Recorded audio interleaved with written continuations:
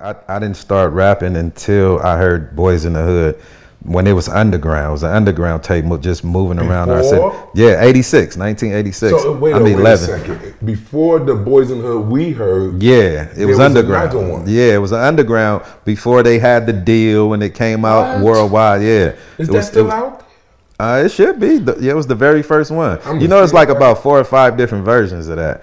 But the very first one, it was underground. It wasn't. They wasn't selling it out of stores. They were selling it at the Compton swap meet, like on mixtapes and stuff like that. So I was in foster care at the time. Somebody they went on a home pass, brought the tape back, passed it around to everybody. And I was like, and he was saying he was from Compton, but I don't know, because he was from another side of town.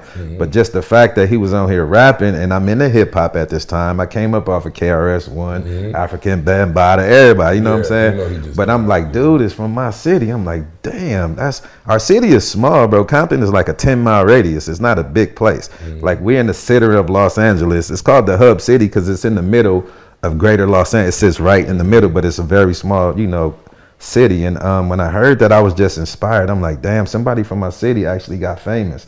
So it made me want to get famous. So I started writing rhymes, you know what I'm saying? First, what I used to do is I used to imitate other people's raps, and then I'll insert my own words in place of theirs and use their cadence. That's how I learned how to rap. You know what I'm saying? So that was the inspiration. But as far as meeting Eazy, my brother Dresta, he was in CYA, California Youth Authority. It's like junior prison in Cali. And he had a reputation for winning all the contests in there, all the talent shows. And people was coming home bragging about him. And one of the dudes who we grew up with told his uncles, and they was Eazy's boys in the dope game. And so they wanted to start getting into music like in the early 90s. And Dresta came home, they pulled up on our block and was like, man, we heard y'all rap. He's like, yeah, we rap. Then they told us to rap for him. And we rapped for them. They was like, where y'all gonna be tomorrow? Be here at 2 o'clock. I'm coming to get y'all. They didn't say we was taking you to Eazy. Ain't say none of that shit. So I've been home for a while. Dresta just coming home. He don't got nowhere to go. He don't got no friends. You know what I'm saying? He been in YA for the last 6-7 years. So he at home. So when they pulled up, I'm gone somewhere. Dresta at home.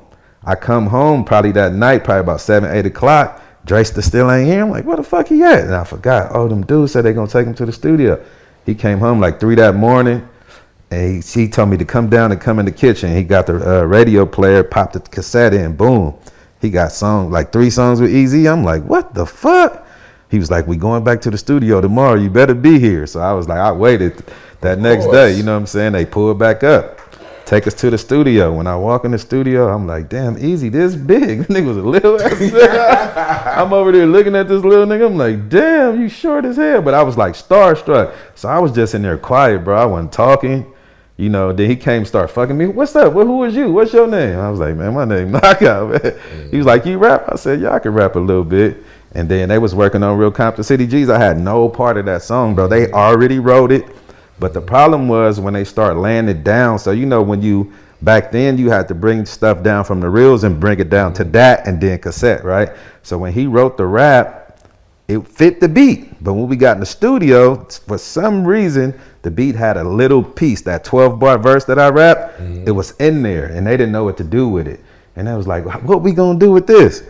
And then they was thinking of shit, and somebody was like, let him try something. I was like, not me. Like, I was scared, you know what I'm saying? Because Eazy-E, I didn't want to rap in front of him, Then I got up the courage. We in there smoking weed. I'm like, fuck it. I went in there, and I'm rapping all the raps I wrote from when I was 11 years old. And they was like, that shit hard, but it don't go with the concept of the song.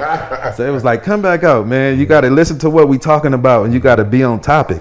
So I said, okay, smoke some more weed.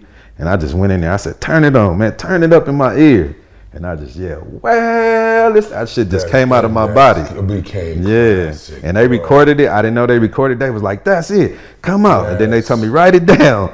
All right, change this, change that. And that's how that shit happened, just like classic, that. Yeah, bro. I think that is now still to this day regarded as one of the most highly battle rap songs. Yeah, that was 33 years ago, bro. And it's still to this day. You'll hear people riding down the street. Yes, to this day. Yeah. And I was so, cause the love for Eazy-E, I think the world had. Absolutely.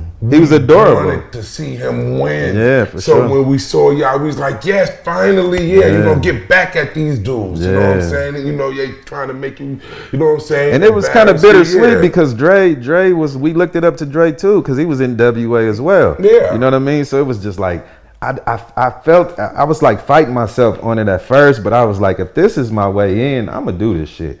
You know what I'm saying? If I got to come in through this way, I ain't got no other choice. Because then nobody else gave me the chance. I mean, Snoop said he liked Eazy. So yeah, that's what I'm saying. I mean, you know, so we just did what we had to do, you know what I'm saying, in order to get our foot in the door. Yeah. But, you know, I didn't have nothing against Dre. I didn't know him. He was like Eazy to me. If I'd have seen him, I'd have been starstruck as well. Yeah, absolutely. Yeah. You know, I could imagine at that age. You know, for sure. To see, you know, those people exactly working, you know what I'm saying? Because, like I said, we the same age, so I was Eazy damn near helping grow up. From, exactly. You know, watching We Want Eazy as a little kid. You know? Right. And he's only 10 years older than us. Yeah, you know what I'm saying? So when we was 10, he was 20. Yeah, but that's when, that was that age. Yeah, exactly. Yeah, that was that age where he just was breaking through. Yeah. He was claiming, he was 30-something with a song. Yeah, he was bullshitting. He was cold with it, bro.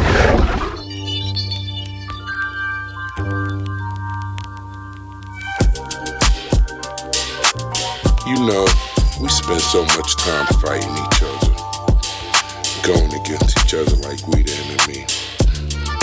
Never have our sight on who's the real enemy.